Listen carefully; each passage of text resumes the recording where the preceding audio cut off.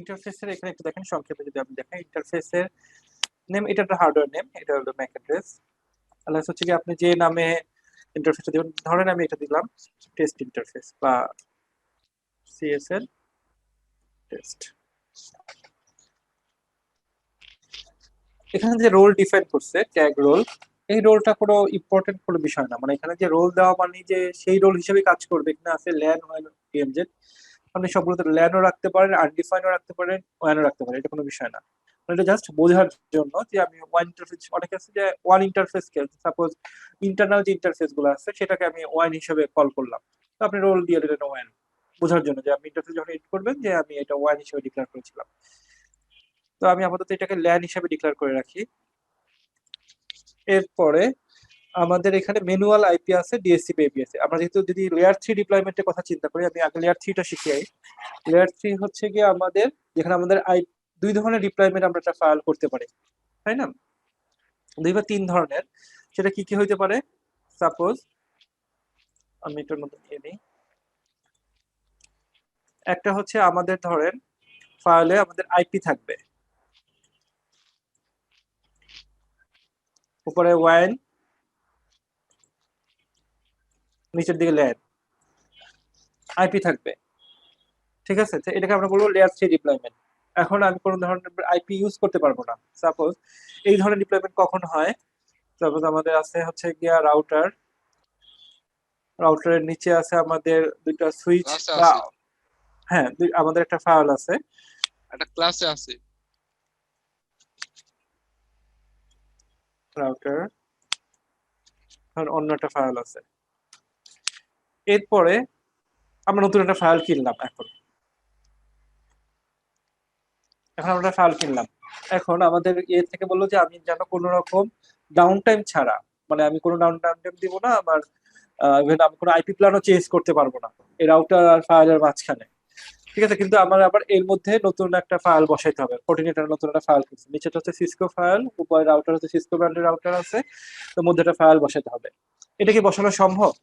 আমি কোনো রকম আইপি নাই আমার ফাইলের মধ্যে বা কোনো কিছু আমি চেঞ্জ করবো না, তখন আমাকে বলতেছে, এরকম অনেক সময় হয়, যেমন যারা এই বাংলাদেশ ব্যাংকের যে ব্যাচ ফাইল গুলো আছে, এগুলো অনেক সময় এরকম বসাতে হয় যে ওরা সরাসরি বাংলাদেশ ব্যাংক থেকে ব্যাংকের যে ব্যাচ সার্ভার থাকে সরাসরি সেখানে কমিউনিকেশন করে, তো তার মধ্যখানে আমাদের একটা ফাইল বসাতে হবে, আমরা এখানে কোনো ইন্টারাপশন বা কোনো লেয়ার 3 হপ নিয়ে আসতে পারবো না। এটা কি সম্ভব ডিপ্লয়মেন্ট করা? বসায় নাকি? হ্যাঁ হ্যাঁ বুঝি নাই, ওটা কি বুঝি নাই ভাই। ব্রিজিং মোডে বসায়? ব্রিজিং হ্যাঁ এ? হ্যাঁ ব্রিদিং এ বসায়, ব্রিদিং বা অন্য কেউ একটু বলে, আর এটা হচ্ছে কি, আরেকটা হচ্ছে ট্রান্সপারেন্ট মোড, যেটাকে বলে ট্রান্সপারেন্ট বা L2 মোড। এটা হচ্ছে কি, জাস্ট এখানে একটা ফাইল বসবে, ফাইলে কোনো আইপি থাকবে না, ঠিক আছে? তার কি কাজ থাকবে, সে হচ্ছে খালি ইন্সপেকশন করে দিবে, তখন এখানে কোনো কানেকশন নাই, এই কানেকশন থাকবে না, আমাদের ফর্টিগেট বসলো, ট্রাফিক যা আছে সব ভিতরে চলে যাবে, এখান থেকে সে ইন্সপেকশন, আইপিএস ইঞ্জিন বা অন্যান্য পলিসি সবকিছুই করতে পারবেন, কিন্তু এখানে কোনো ইন্টারফেস কনফিগারেশনে আইপি বসাতে পারবেন না, কোনো জোডিং করতে পারবেন না। তো এইটাকে বলা হয় ব্রিজ মোড ডিপ্লয়মেন্ট বা হলো ট্রান্সপারেন্ট মোড বা L2 মোড ডিপ্লয়মেন্ট। এইটা হলো সেকেন্ড ইয়ে। আর থার্ড একটা আছে, সেটা হচ্ছে কি আমরা ট্যাপ মোড বলি। ট্যাপ মোডটা কখন হয়? যখন ফাইল কোনো রকম ইনলাইনও থাকে না, যেমন এইটা হচ্ছে L3 ডিপ্লয়মেন্ট, প্রথম যেটা দেখাইছিলাম ওইটা হচ্ছে L3 ডিপ্লয়মেন্ট, এটা হচ্ছে L2 ডিপ্লয়মেন্ট। আর একটা হচ্ছে ট্যাপ মোডে ডিপ্লয়মেন্ট, সেটা কি, আমার একটা রাউটার আছে, নিচে আর একটা রাউটার অন্য ব্র্যান্ডের, অন্য বা ফায়ারলি আছে এখানে, আমি চাচ্ছি না আমার নেট, নতুন যে ফাইলটা কিনলাম সেটা আমার কোনো রকম ইনলাইনে বসবে, সেটাকে আমি একটা সাপোজ নিচে আমার এইখানে যে ড্রপিংটা, এটা আমি কোর সুইচ ধরি, আমার এটা ধরে আমার একটা সুইচ, নিচে আমার সব সার্ভার গুলো আছে,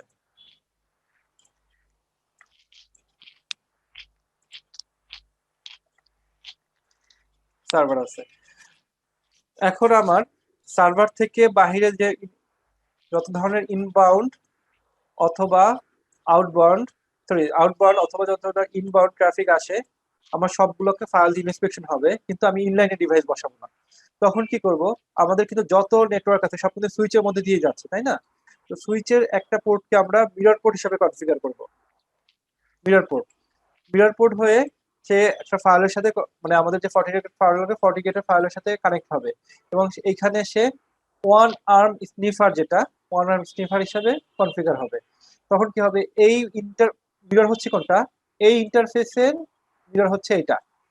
তার মানে কি, এই ইন্টারফেস থেকে যত ট্রাফিক ফ্লো যাচ্ছে সব এখানে একটা কপি যাচ্ছে, সেই কপিটা আবার এখানে ট্যাপ মিরর পোর্ট দিয়ে আমার স্নিপার হয়ে আমার ফাইলের কাছে চলে আসতেছে। তখন ফাইল ওটা অ্যাকশন নিতে পারবে, মানে সেখানে সে লকটা পাবে যে আমার এই যে ট্রাফিক যাচ্ছে এই ট্রাফিকের মধ্যে এই ইন্সপেকশনটা হচ্ছে বা এই ভ্যালুয়ার গুলো যাচ্ছে। কিন্তু এখানে যে ইনলাইনের মতো যে ইন্সপেকশন হয়ে প্যাকেট খোলা ভাঙা ওইটা আর করতে পারবে না। ঠিক আছে, এই ধরনের ডিপ্লয়মেন্ট হয় কি যখন প্যাসিভ ডিভাইস গুলো হয়।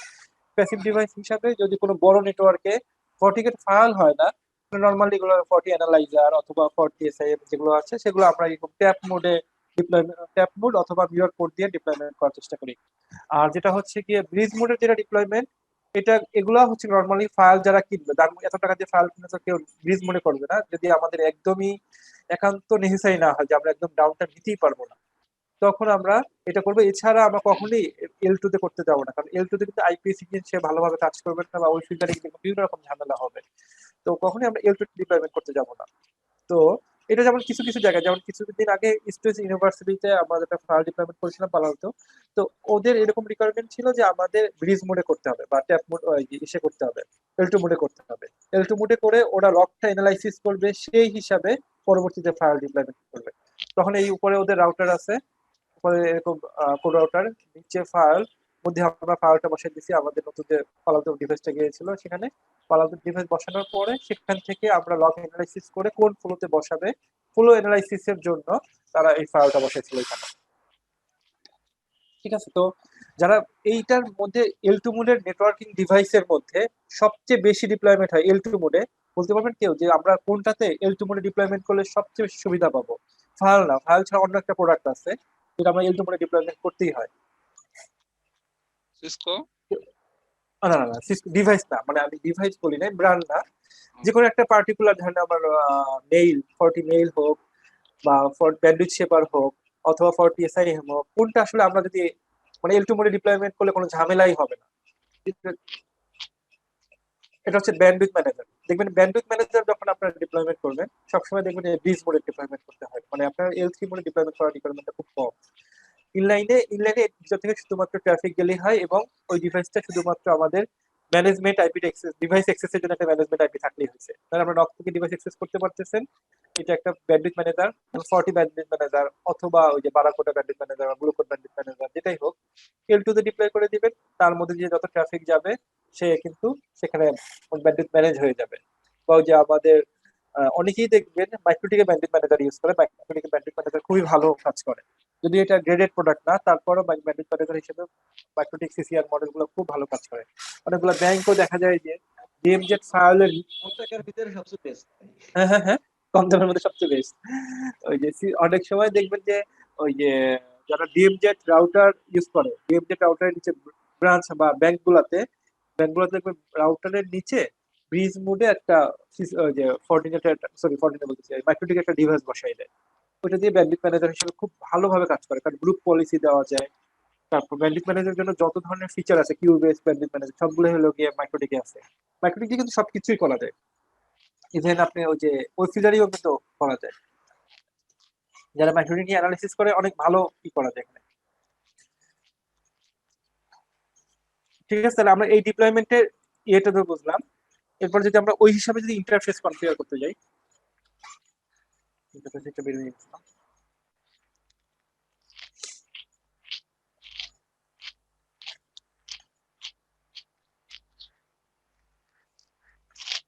আমরা টেস্ট ইন্টারফেস হিসেবে কনফিগার করি আনডিফাইন্ড ল্যান। তো আমি যেটা বলতেছিলাম, ম্যানুয়ালি আইপি বসানো, ডিএসসিপি তো ডিএসসিপি পুল করে আইপি বসানো যাবে, এটা আমি পরে বলতে দেখাচ্ছি। আর অন আর্ম স্নিফার যেটা, সেটা কি আমাদের ওয়ান আর্ম স্নিফার হিসাবে, যেটা ওই যে ট্যাপ মোড হিসাবে যদি লাগে সেটাকে। আর পিপিই তো ওই যে আপনারা যেটা জানেন আইডি পাসওয়ার্ড দিয়ে যদি রিমোট কোন আইপি আপনি এখান থেকে নিতে চান সেটা পিপিই। ওই যে আবার এটা অনেকটা ওই যে মাইক্রোটিক নিয়ে যারা কাজ করে ওই যে পিপিটিপি যে টার্গেট আছে সেই রকমই এটা পিপিপি ওই। আর হচ্ছে ডেডিকেটেড ফর 40 সুইচ হচ্ছে কি আপনি যদি দুইটা ইন্টারফেসকে একটা 40 সুইচ হিসাবে যদি আপনি এটাকে করেন, জিনিসটা এরকম আমি একটু বুঝিয়ে দিই। 40 সুইচ হিসাবে যদি কনফিগার করেন, ধরেন আমি একটা ইন্টারফেসকে 40 সুইচ হিসাবে কনফিগার করব, তারপরে এই ইন্টারফেসকে 40 সুইচ হিসাবে আইপি বসাই দিলাম। আমার একটা এখান থেকে একটা সুইচ কানেক্টেড হলো ডেডিকেটেড ভাবে। এখানে কি এটা, আমি আবার একটু কষ্ট করে দেখি। আমাদের যদি আলাদা কোনো 40 সুইচ থাকে, সেটাকে যদি আমরা এটার সাথে ইন্টিগ্রেট করে সেই সুইচের ইন্টারফেসের জন্য নামগুলো নিতে চাই, তখন দেখবেন যে এখানে আমাদের 40 সুইচের যে ইন্টারফেস গুলা, এখানে ট্যাব চলে আসছে ইন্টারফেসের মধ্যে। 40 সুইচ নামের একটা ট্যাব, এবং এখানে 40 সুইচের মধ্যে যেমন 22টা পোর্ট থাকে, ওই 22টা পোর্ট এখানে শো করতেছে। তো এইটা যাদের সুইচ থাকে আলাদাভাবে 40 সুইচ কিনে ওই সুইচের সাথে আমাদের ডেডিকেটেড সুইচ হিসেবে যদি রাখতে হয়, তখন আমরা 40 সুইচ নিতে পারবো। তো আমাদের এইখানে দরকার হচ্ছে মেইনলি ম্যানুয়াল কনফিগারেশনটা ডিএসসিপি। ঠিক আছে, তো ম্যানুয়াল কনফিগারেশনে যদি আমি আইপি বসাই একটা 10.10.1/1 অথবা আপনারা 24 না দিয়ে আপনারা 255.255.255.0 দিতে পারবেন, সমস্যা না। এরপরে আসেন অ্যাডমিনিস্ট্রেটিভ অ্যাক্সেস। এই যে ইন্টারফেসটা কনফিগার করলেন, এই ইন্টারফেসটা আপনি কিভাবে অ্যাক্সেস করতে পারবেন, তাই না? এখানে কি কি আছে, এই ইন্টারফেসের অ্যাডমিন রোলটা আপনি যদি এখানে যা যা সিলেক্ট করেন, আমরা যে এই 203 169 29 23 এই যে ইন্টারফেসটাকে আমরা অ্যাক্সেস করছি, এখানে কি আমরা এসটিটিপি দিয়ে করতে, কেউ কি করছেন এসটিটিপি দিয়ে, সবাইকে এসটিটিপি দিয়ে ট্রাই করছেন, তাই না? দেখি আমরা এসটিটিপি দিয়ে পারি কিনা।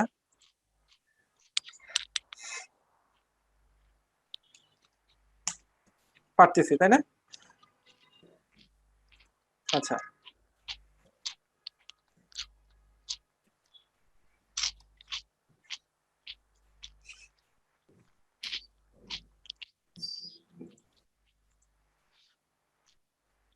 আমরা এই ইন্টারফেসটাকে একটু এডিট করি। আমাদের যে ইন্টারফেসে আমরা ঢুকছি, ওইটা থেকে আমরা এসটিটিপিটা উঠাই দিই।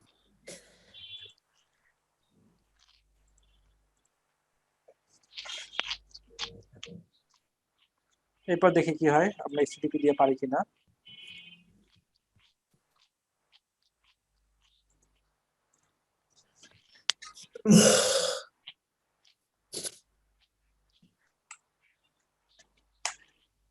এখন এসটিটিপি দিয়ে পারতেছি। তাহলে আমরা সবসময় ডিভাইসে এসটিটিপিএস টা দেওয়া দরকার নাই। আর একটা মজার বিষয় হচ্ছে গিয়ে এসটিটিপিএস দিলে দেখা এখানে সার্টিফিকেটে এরর দেখাচ্ছে। এটা কি সবাই খেয়াল করছেন? এই সার্টিফিকেট এররটা সম্পর্কে কেউ বলতে পারবে এটা কি এরর? আপনার মনে হয় এটা একটা নেক্সট মানে প্রসিড করে চলে গেছে। এসএসএল হ্যাঁ, এসএল সার্টিফিকেট। এটা যদি আমাদের এটা উঠাবো কি হবে, এই সার্টিফিকেটটা, এসএল সার্টিফিকেটটা কি হবে, এটা করব। এটা কারো জানা আছে? নাজমুল ভাই জানা আছে? হচ্ছে হুম, ভাই বলেন, ভাই বলেন, এইভাবে বলেন। এই সার্টিফিকেট, এই এসএল সার্টিফিকেট এটা কিভাবে আমি উঠাবো ব্রাউজার থেকে? এটা ওই অ্যাড করে দিতে হবে ভাইয়া, ওই যে মাঝে মাঝে এক্সপ্লোরে যে অ্যাড করতে হয় বিভিন্ন এক্সেপশন গুলা, হ্যাঁ হ্যাঁ হ্যাঁ। ওটা অ্যাড করলে এটা যাবে তখন।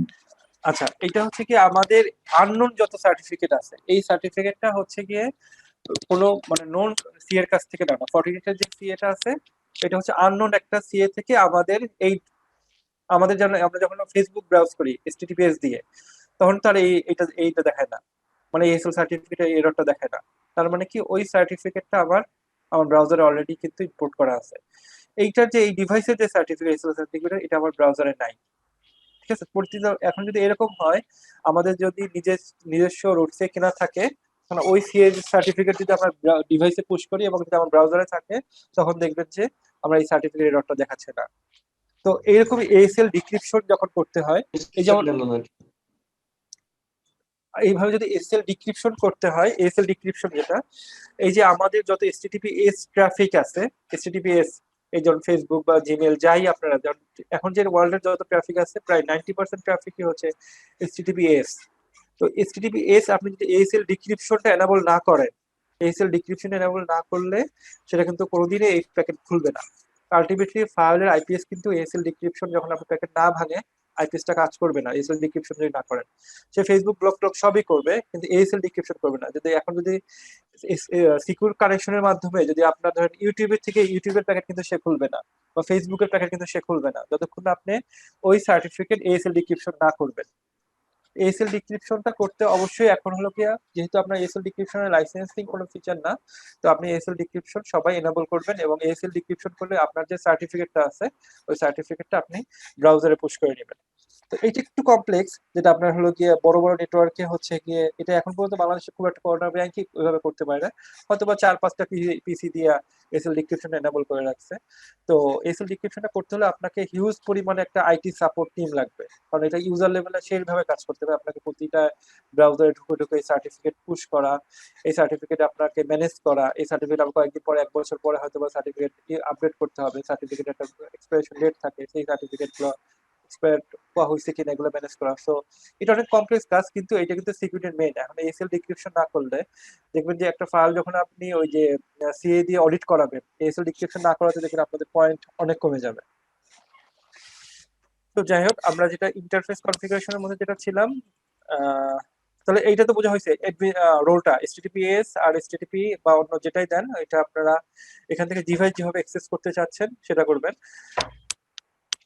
আচ্ছা, আমি একটা ইন্টারফেস কনফিগার যেটা ছিলাম,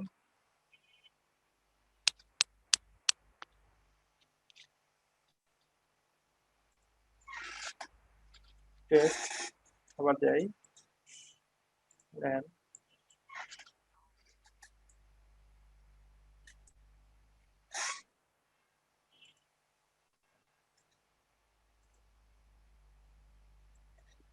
জাস্ট পিং দিয়ে রাখি। এবার আছে ডিএসসিপি সার্ভারের কনফিগারেশন দেখাচ্ছে, এটা একদিন ডিভাইস ডিটেকশন হচ্ছে এই ইন্টারফেস থেকে যেসব ডিভাইস ফ্লো আসবে ইন্টারনাল, সেগুলোকে ডিটেক্ট করবে কেন, যখন আপনি ম্যাক বাইন্ডিং করবেন তখন এই ডিভাইস ডিটেকশন দরকার। আপনি যদি চান যে এই ইন্টারফেস থেকে আমার এই ম্যাক আসবে, তখন ডিভাইস ডিটেকশনটা আপনি অন করবেন, সেটা দরকার নাই।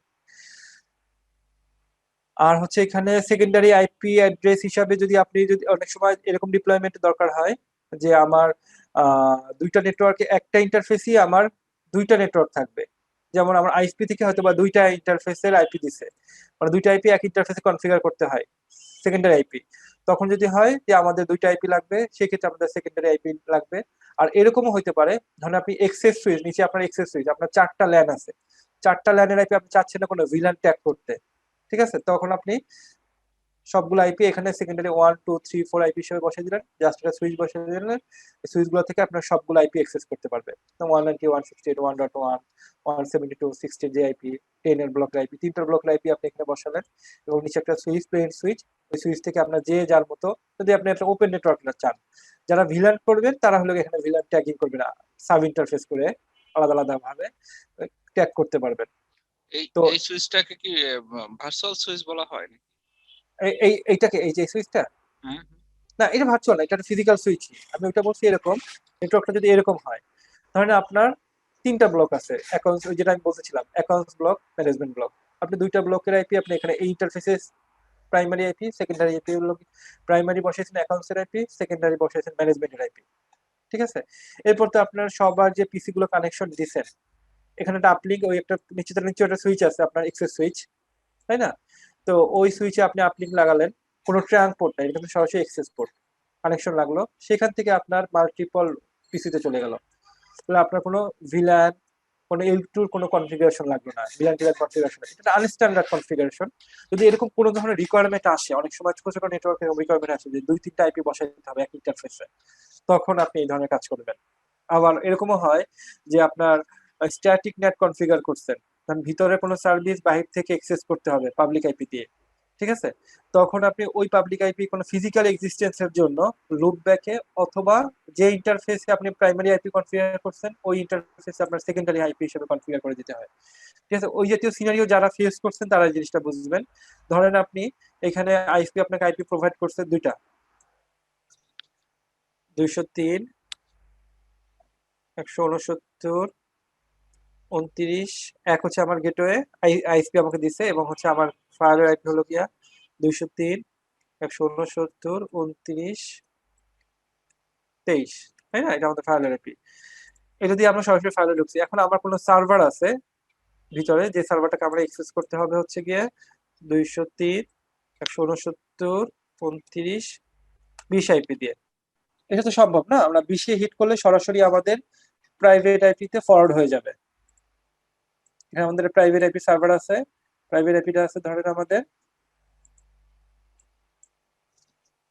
192.168.10.10 আমাদের কাস্টমার কি এইখানে হিট করলে সরাসরি এই আইপি তে ফরওয়ার্ড হবে। এই জাতীয় কনফিগারেশন তো দেখছেন, এটাকে কি বলে? পোর্ট ফরওয়ার্ডিং নাকি? পোর্ট ফরওয়ার্ডিং অথবা স্ট্যাটিক নেট, তাই না? স্ট্যাটিক নেট, স্ট্যাটিক নেট কিন্তু বাই ডিরেকশনাল কাজ করে, এটা বুঝাই দেবো না আমি স্ট্যাটিক নেট যখন দেখাবো। স্ট্যাটিক নেট বা পোর্ট ফরওয়ার্ডিং অথবা আইপি পুল, এখানে বলা ভিআইপি, ফর্টিনেটের বসে এটাকে বলা হয় ভিআইপি কনফিগারেশন। আচ্ছা, ভার্চুয়াল আইপি, এই আইপিটা তাহলে কি হলো আমাদের ভার্চুয়াল আইপি। এই আইপি কোনো ফিজিক্যাল এক্সিস্টেন্স আছে আমি কোথাও বসাইছি, এই আইপি বসাই নাই। তো অনেক সময় এই ভার্সনগুলোতে এই আইপি কে আপনার সেকেন্ডারি আইপি হিসেবে বসাই দিতে হয়, ঠিক আছে?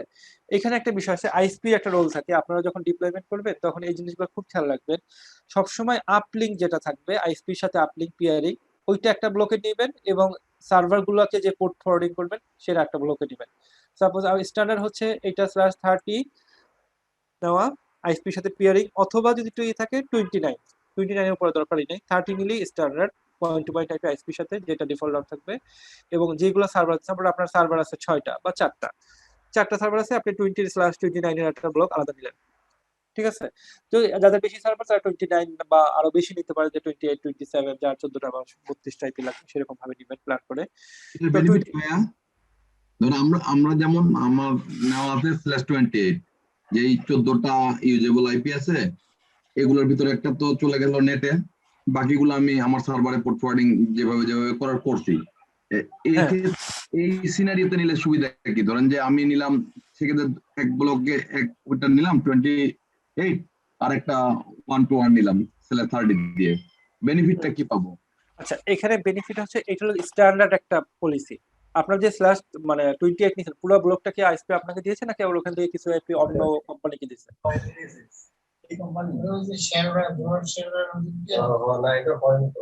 হ্যাঁ, এ ভাই, আদিক ভাই, জি, শুনতে পাচ্ছি।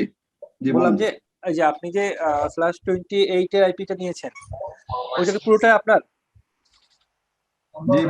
পুরোটাই আমার। পুরোটা আপনার। আচ্ছা, এইখানে একটা বিষয় বলি, আপনার /28 এর যে আইপিটা নিচ্ছেন, সাপোজ আমি ধরি এইখান থেকেই আমি ধরি এই যে 1 আর 23 কিন্তু সেম ব্লকের আইপি।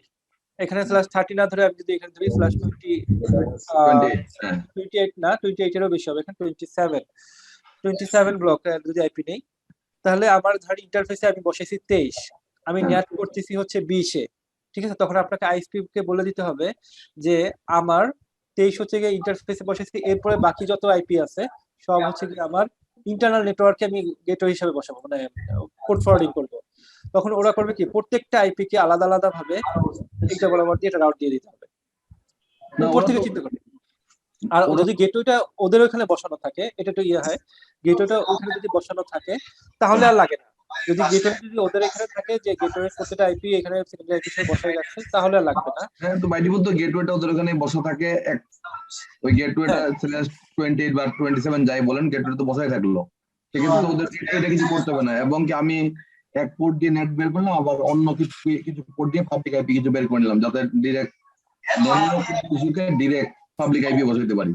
আচ্ছা, এখানে কয়েকটা বিষয় একটু খেয়াল রাখতে হবে। আপনারা যখন বড় নেটওয়ার্ক নিয়ে কাজ করবেন তখন এই /30 যদি আপনি না রাখেন, এটা হবে যখন আপনি বিজিপি পিআর করবেন তখন সেটা কিন্তু ঝামেলা করবে। কারণ আপনি এই আলাদা একটা ব্লক রাখলেন, ধরেন আপনার এখন কোনো কারণে আপনার ইন্টারনাল আইপি চেঞ্জ করবেন না, ঠিক আছে? আউট আইপিটা চেঞ্জ করতে হচ্ছে, /30 আইপিটা বিজিপি পিআর করতে হচ্ছে, তখন কিন্তু সার্ভারের আইপি কিন্তু কোনো চেঞ্জ হবে না। সার্ভার যারা ধরেন আপনার অনেকগুলো মেল সার্ভার আছে বা মেল সার্ভিস, ওয়েব সার্ভিস আছে যেগুলো অলরেডি আপনি হোস্ট করে ফেলছেন, ওই আইপি কখনো চেঞ্জ করতে হবে না। এর জন্য স্ট্যান্ডার্ড হচ্ছে যে সার্ভার ব্লকটাকে আলাদা করে রাখা। আইপি চেঞ্জ করার কি জন্য দরকার হতে পারে ভাইয়া? ধরেন যে আমি একই আইএসপি তে আছি, আইপি তো তার আছে এগুলা। না, আইএসপি সবসময় যে এক থাকবে এরকম কিন্তু না, মানে আইএসপি যদি আপনি আইএসপি চেঞ্জ হলে তো আমার পাবলিক আইপি অটোমেটিক চেঞ্জ হয়ে যাচ্ছে, আমি যদি নিজে ডিরেক্ট না কিনি। একটা রুম নিয়েছি, ফ্যামিলির কথা ছিল, ফ্যামিলির কথা একসাথে সার্ভার ছিল একটা রুম। হ্যাঁ ভাই, সরি, পাশে কিছু কারেন্ট চলে গেছিল। হ্যাঁ, আইএসপি চেঞ্জ হলে তো আইপি অটোমেটিক্যালি চেঞ্জই হয়ে যায় বাংলাদেশের যা সিনারিও। কথা বলছি হ্যাঁ, কিন্তু খাওয়া দাওয়া যখন আপনি আইপি কিনে না না, কথা আমি বুঝতে পারছি। সেটাই তো বললাম যে বড় নেটওয়ার্কে যারা থাকে তারা তো আর এখানে আমার /26 এর নেয় না। তারা নিলে হয় /24 ASP এর নেয়। মানে নিজের আইপি কিনে নেয় আইপি থেকে। তখন যদি আপনি /30 ওই ব্লকে রাখতে চান তখন কিন্তু একটা ঝামেলাপূর্ণ হয়ে যাবে। আপনি এই আইপি কিন্তু চেঞ্জ করতেই হবে তখন। বুঝছেন? তো এর জন্য আমাদের যারা পরে যদি যারা আরো ব্যাংকিং বেশি আইপি লাগে এটা আর কি। এইটা। তো আপনার হচ্ছে গিয়ে আরেকটা বিষয় থাকে যেটা হচ্ছে ওই যে আপনি যেটা বললেন /28 এর যে ব্লকটা আপনি বড় নিয়েছেন। তো অনেক সময় কি আইএসপি গুলো করে কি এক ব্লকের আইপি বিভিন্ন জায়গায় ইউজ করে থাকে। আরেকটা একই ব্লকের আইপি ওই দেখা আপনাকেও দিচ্ছে আবার অন্য একটা কর্পোরেট নেটওয়ার্কে দিয়ে রাখছে। Same difference. এটা কিন্তু সিকিউর হ্যাম্পার যে আপনার নিজেদের ব্লকের আইপি না সেম ব্লকের আইপি এটা অন্য একটা রিনাউন্ড আইএসপিটা দেয় না ভাইয়া, রিনাউন্ড আইএসপিটা এটা করে না না। দেয় না, আবার ছোট কোম্পানি হলে কিন্তু দিয়ে দেয়। তখন ওগুলো আমি রিনাউন্ড আইএসপি যদি যখন ছোট কোম্পানি পায় দেখা যায় যে পাশাপাশি অফিস তখন ওরা কিন্তু দিয়ে দেয়। তখন আপনি ওরকম নাম বুঝবেন তখন তারা দিয়ে দিবে। ভাইয়া এটা হয়, ধরা এটা খাই হয় যাবে, ভাইয়া। ধরা খাই যাবে, পিং দিলে ধরা খাই যাবে তো। আমি নরম শুরু হ্যাঁ কথা হ্যাঁ সেটা ধরা খাবে, কিন্তু এটা আপনার ওইটা তো বুঝতে হবে, অনেকে এটা বুঝবেই না। কারণ আমি বড় কোম্পানিকেও দেখছি এরকম যে তাদেরকে এরকম আইপি দিয়ে দিচ্ছে, আমরা যখন ফাইল ডিপ্লয়মেন্ট করতে গেছি তখন নেট কনফিগার করে দেখে দিচ্ছে নেট কনফিগার হচ্ছে না, তাদের বিভিন্ন রকম সমস্যা হচ্ছে, কারণ রাউট দিতে পারতেছে না যখন নিজেদের মধ্যে থাকেন না। মনে বলছে এই জন্য স্ট্যান্ডার্ড হচ্ছে কি আপনারা অবশ্যই /30 নেবেন একটা, মানে সার্ভার ব্লকের জন্য একটা আলাদা ভাবে দিবেন নেটিং আইপি, আর হচ্ছে কি আপনার পয়েন্ট টু পয়েন্ট পেয়ারিং এর জন্য একটা আইপি। আমি এবার বলি ওই ব্যক্তি জিএম ওই ব্যক্তি মালিক নিয়ে আমার মতো এমপ্লয়ি বলা সার্বো জিনিস একটা মাইন্ড করে ঠিক আছে আমার 20,000 পিসের একটা অর্ডার ছিল তো ওটা উড়ানোর পরে একদম শেষ কাজ দেওয়া হয় না আমাদের উর্মিতে এবার আরেকটা সিস্টেম চালু হয়েছে এমবি সার্ভারও বাইগুলো রাখা জায়গায় মিউট করে দিন ভাইয়া, যেগুলো নয়েজ আসতেছে মিউট করে দিন। যেমন একটা লোকের রিক্রুট দেয় ভাইয়া অনেকের জায়গায় আচ্ছা। মিউট। আচ্ছা আমি সবারটা একবার মিউট করে দিচ্ছি। তাই বলবে আমার লোকটা বাড়ি ফোন না কথা ছিল তো মানব ভাই একটু মিউট করে দিন, মানব ভাই আপনাকে।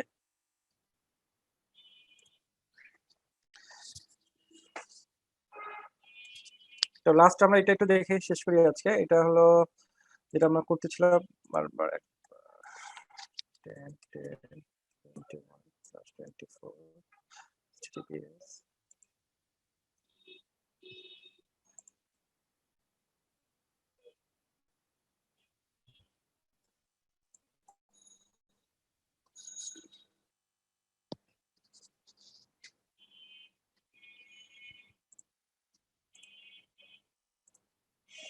তাহলে আমরা ইন্টারনাল ওয়ানে এই ইন্টারফেস আইপিটা বসাইছি, দেখেন এই ইন্টারফেসকে আমরা আইপি এত শুধুমাত্র HTTPS এখানে এনাবল আছে, ঠিক আছে। এটা রেফারেন্স এখন 0 দেখাচ্ছে, এটা 0 দেখাচ্ছে কেন? এটা আমরা কোনো পলিসির মধ্যে কল করি নাই, কোনো জোনের মধ্যে কল করি নাই।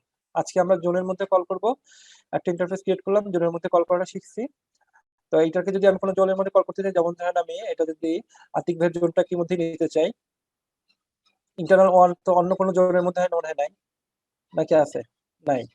আমি টেস্ট নামের যেটা করছিলাম টেস্ট ইন্টারনাল ওয়ান, এটাকে আমি আতিক ভাইয়ের জোনের মধ্যে নেই।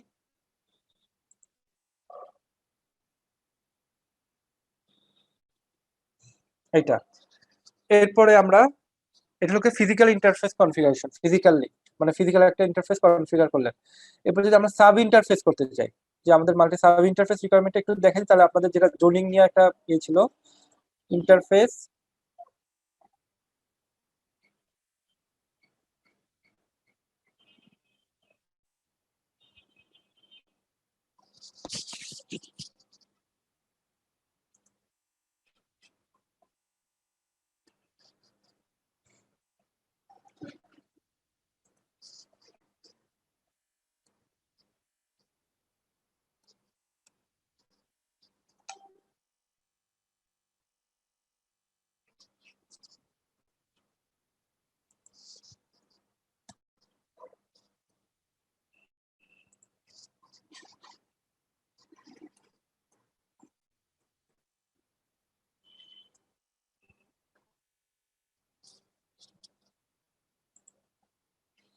তাহলে কি আমরা সাব ইন্টারফেস কি করলাম, টেস্ট ওয়ান নামে ইন্টারফেসটা ক্রিয়েট করছি, এটাকে সাব ইন্টারফেস মানে ভিলান ট্যাগ করলাম।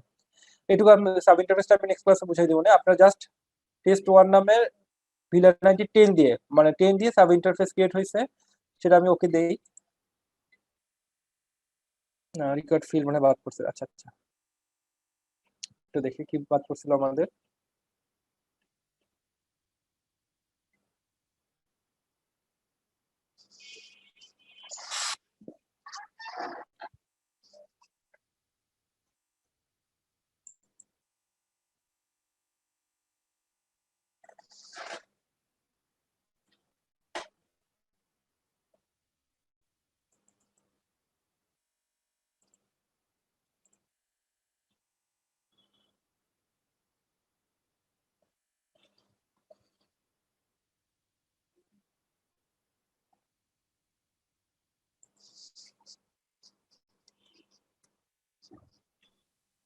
এলিয়াসটা মনে হয় ই করছে নাকি? এটা কি দিয়ে এটা না ভিলেন, এখানে লুপব্যাক হার্ডওয়্যার সুইচ আবার দরকার নাই, সফটওয়্যার সুইচ দরকার নাই, লুপব্যাক ইন্টারফেস সাব ইন্টারফেস, ঠিক আছে। ভিলেন 11 ভিলেন দিয়ে দিই। ঠিক আছে, টাইপ গুলা কি কি এটা বুঝাই দিবেন? ইন্টারফেসে যে টাইপ গুলা, হ্যাঁ হ্যাঁ বুঝাই দেবো একটু। হ্যাঁ বুঝাই দেবো আতিক ভাই, হ্যাঁ আতিক ভাই বুঝাই দেবো। এটা ভুল দেখাচ্ছে কত দেখে, কনফ্লিক্ট, এটা তো অলরেডি নিচেছে, তার মানে ওই ইন্টারফেসটা নিয়ে নিছে। রিকোয়েস্ট ফিল্ড, আচ্ছা আচ্ছা, ইন্টারফেসটা নিয়ে নিস না, এই ভার্সনে দেখাচ্ছে।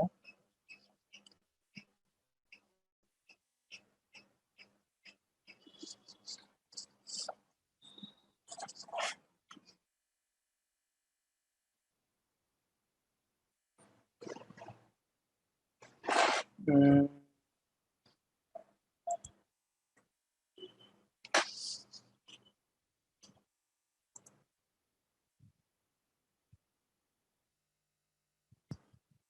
আমার কি কোনো ফিল্ড বাদ পড়তেছে?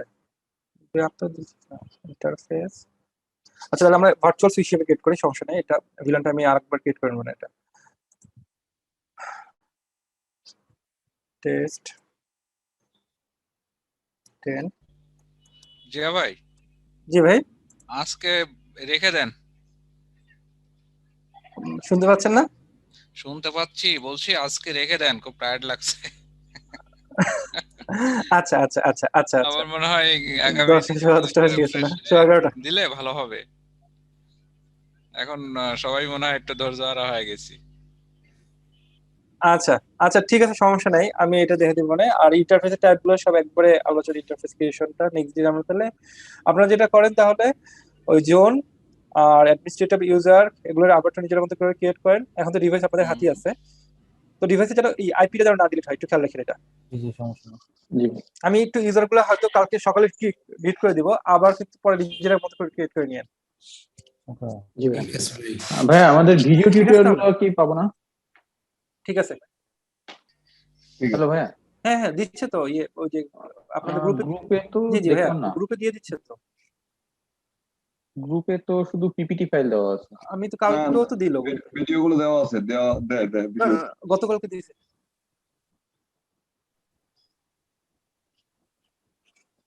দেওয়া আছে ওখানে। ঠিক আছে তাহলে ভাই, ঠিক আছে ভাই, আচ্ছা ওকে থ্যাংক ইউ ভাই। ঠিক আছে আতিক ভাই, আসসালামু আলাইকুম। আতিক ভাই, থ্যাংক ইউ। ঠিক আছে, ওকে, আল্লাহ হাফেজ। জি থ্যাংক ইউ ভাই, জি।